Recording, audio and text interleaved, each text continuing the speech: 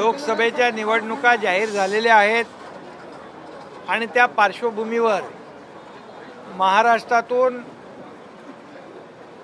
45 पेक्षा जास्तीच्या जागा महायुतीच्या आल्या पाहिजे यासाठी प्रत्येक मतदारसंघामध्ये शिवसैनिक पदाधिकारी, महिला आघाडी, युवा सेना अतिशय सक्षमपणे त्यांनी काम केलं पाहिजे।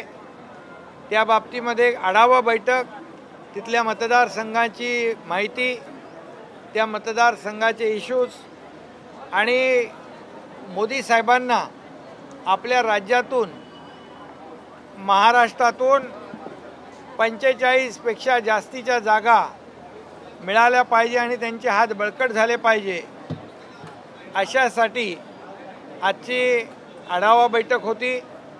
त्यामध्ये आमचे प्रत्येक मतदारसंघातले निरीक्षक असतील, त्या भागातले पदाधिकारी असतील, प्रवक्ते, नेते, जे स्टार प्रचारक, आमदार, खासदार, जिल्हा प्रमुख, तालुका प्रमुख या सगळ्यांची एक चर्चा झाली आणि या बैठकीमधून या जागा ज्या आहेत आपल्याला जिंकता कशा येतील यासाठी एक व्यूहरचना असेल आणि त्याचा आढावा असेल यासाठी ही बैठक होती, महत्त्वाची बैठक होती।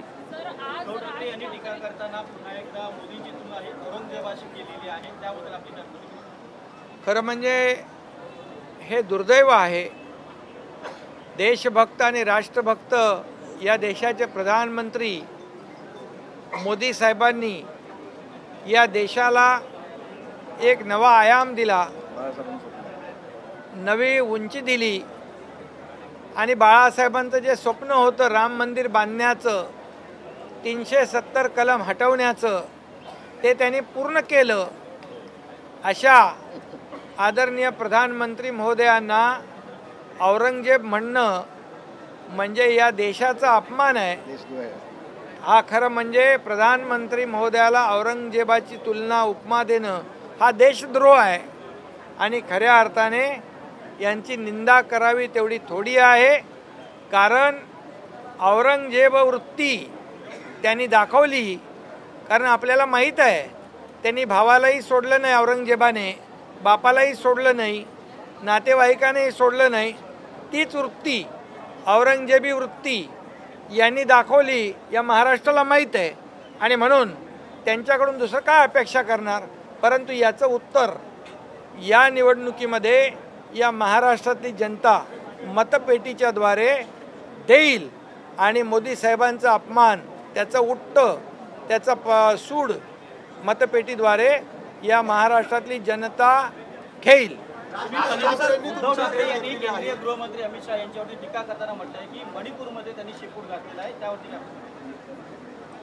खरं म्हणजे देशाचे कणखर आणि धाडसी गृहमंत्री यांनी मोदी साहेबांच्या मार्गदर्शनाखाली 370 कलम हटवलं। जे एक स्वप्न होतं किंवा स्वप्नवत वाटत होतं ते त्यांनी करून दाखवलं आणि अनेक याच्यामध्ये देशभक्तीचा परिचय त्यांनी दिला। त्यांना शेपूट घालणं म्हटणं म्हणजे ही मर्दुमकी नाही, खरं म्हणजे त्यांचा निषेध केला पाहिजे। आणि मी हेही म्हणेन की हे फोटोग्राफर त्यांना शेपटी असलेल्या प्राण्यांचे फोटो काढायला आवडत होते, त्यातून त्यांना ही शेपटीची जास्ती त्यांच्या प्रेम आणि हे झालेलं आहे।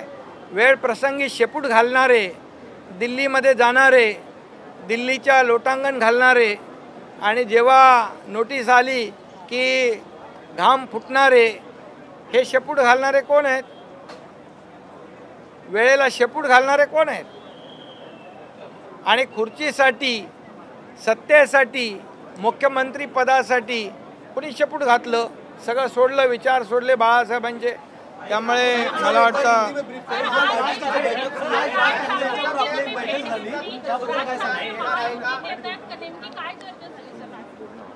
त्यांच्याबरोबर चर्चा झाली आहे।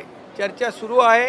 योग्य वेळी योग्य निर्णय होईल. पण शिवसेनेच्या जागांची मागणी राज ठाकरे करतात या कितपत सत्य आहे?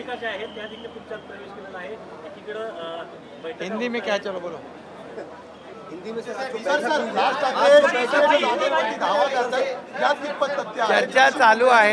चर्चा चालू आहे. योग्य वेळी योग्य निर्णय होईल. ते आता समविचारी पक्षाशी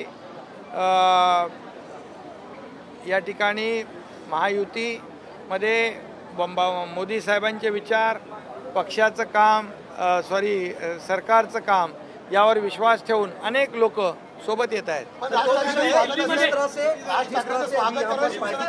कार्यकर्ताओं की बैठक हुई है और इसके अलावा जो संजय राउत का कल का बयान है उसको किस तरह से देखते हैं? ये पार्टी की बहुत ही महत्वपूर्ण बैठक थी. लोकसभा चुनाव शुरू हुए हैं और महाराष्ट्र में उत्तर प्रदेश के बाद 48 सीटें हैं. इसमें 45 से ज़्यादा सीटें हमें महायुति को लानी है और मोदी जी को उनके हाथ मजबूत करने हैं. मोदी जी को फिर से प्रधानमंत्री बनाना है. महाराष्ट्र का उसमें बहुत बड़ा योगदान चाहिए. इसीलिए ये आढावा बैठक आज हमारे कार्यकर्ताओं की, पदाधिकारियों की ली हुई है और इससे निश्चित रूप से जितने 48 सीट्स है उसमें जो जो कैंडिडेट महायुति के होंगे उनको ये हमारे शिवसेना पूरी ताकत से मदद करेगी, सहयोग करेगी और जिताएगी. इसलिए बहुत बड़ी महत्वपूर्ण आज की बैठक शिवसेना की थी. राउत का बयान किस तरह से देखते हैं और राज ठाकरे की एंट्री लगातार टीका टिप्पणी कर रहे हैं, नरेंद्र मोदी जी पर भी टीका कर रहे हैं कि औरंगजेब को उपमा उनको दिए. उसके बाद केंद्रीय गृह मंत्री अमित शाह को भी उन्होंने मणिपुर पर ना जाने के ऊपर तंग कसा. औरंगजेब, आदरणीय प्रधानमंत्री जी को औरंगजेब की उपमा देना ये तो बहुत ही दुर्भाग्यपूर्ण है. ये औरंगजेब ने तो महाराष्ट्र में आकर हमारे तमाम महाराष्ट्र की अस्मिता को ठेस पहुंचाई थी और ये आदरणीय प्रधानमंत्री मोदी जी के ऊपर औरंगजेब कहना ये देशद्रोह है, ये देश का अपमान है और इसका बदला ये पूरी देश की जनता और महाराष्ट्र की जनता आने वाले चुनाव में मतपेटी द्वारा जरूर लेंगे. जो 370 कलम जिन्होंने हटाया, आदरणीय बाला साहब ठाकरे जी का राम मंदिर का सपना जिन्होंने पूरा किया, ऐसे आदरणीय प्रधानमंत्री जी का अपमान करना ये देशद्रोह के बराबर है. और जो ये जो कौन सा कब्र है जो नहीं ये मुंबई में याकूब मेमन की कब्र का उदात्तीकरण करना, उनको सजाना, ये कौन सा प्यार है. और सावरकर जी का अपमान करने वाले लोगों को साथ देना ये कहा कि मर्दुमकी है. और इसलिए मैं यही कहूँगा ये पूरे देशवासियों का अपमान है. आदरणीय मोदी जी ने देश को पूरी दुनिया में रोशन करने का काम किया है, एक नया आयाम देने का काम किया है, एक नई ऊंचाई देने का काम किया है. ये जेलसी है, ये पेट दर्द है और इसलिए इनका पेट दर्द ये जनता दूर करेगी और इनको घर पे बिठाएगी. और इसलिए मैं बहुत कड़ी शब्दों में उनकी निंदा करता हूँ जिन्होंने मोदी जी को औरंगजेब की उपमा दी है. सर एक सवाल और राज ठाकरे को लेकर सीएम सर एक सवाल और राज ठाकरे को यूपी में आने को लेकर चर्चा. दूसरा वो जो सर मणिपुर का एक सवाल आपने उठाया है, वो गृह मंत्री जी के बारे में वो क्या कहा है? अभी पूछ कौन किधर डालता है ये तो जनता जानती है. जो फोटोग्राफी करते हैं ये पूछ वाले जानवरों की, उससे बहुत लगाव है उनको. और मैं तो कहूँगा एक डैशिंग एक गृह मंत्री इस देश को मिला है और 370 कलम हटाने का काम मोदी जी के मार्गदर्शन में उन्होंने किया है.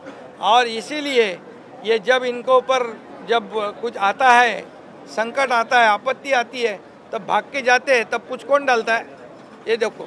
इसलिए मुझे ज़्यादा उस पर कुछ कहना नहीं है. और उनकी महायुति की फाइनल सीट शेयरिंग का मसला कहां तक पहुंचा है, एक चीज, और राज ठाकरे की एंट्री कब तक संभव है, क्योंकि आज अभी आप लोगों की चर्चा हुई है. कोई नहीं, ऐसी बात नहीं है. चर्चा शुरू है, योग्य समय पर निर्णय होगा। राज ठाकरे सीट को लेकर सांगली सीट को लेकर महाविकास आघाड़ी में तनाव है। उद्धव ठाकरे की सभा का कांग्रेस वहां पर आज बॉयकॉट भी कर रही है स्थानीय कार्यकर्ता। इसको कैसे देखते हैं? एक सीट को लेकर झगड़ा हो रहा है और ऐसे कई सारी सीटें। अरे उनमें तो पूरा झगड़ा ही झगड़ा है, उसमें कोई किसी के साथ नहीं है। ये शिव तीर्थ पर शिवाजी पार्क पर जो सभा हुई, यहाँ से देश को बाला साहब ठाकरे जी मार्गदर्शन करते थे। जो सावरकर का अपमान किया उनको यहाँ लाया शिवाजी पार्क को। ये वो दिन काला दिन था, मैंने पहले ही कहा है। और आज मैं ये कहूँगा कि ये इंडिया अलायंस पूरी तरह टूट चुकी है। ये मोदी जी के नफरत जहर मोदी जी के बारे में इनके दिल में है और ये जहर जो है वो निकाल रहे, उगल रहे। और ये इनको सही सबक इस चुनाव में महाराष्ट्र और देश की जनता दिखाएगी और पूरी तरह इनको घर पे बिठाएगी। घर पे बैठने की उनको आदत है और इसलिए उनको घर पे परमानेंट बिठा देगी।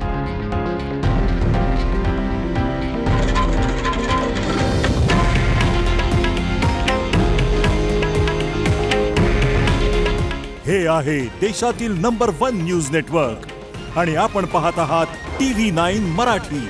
काळजी तुमची, हित महाराष्ट्राचं।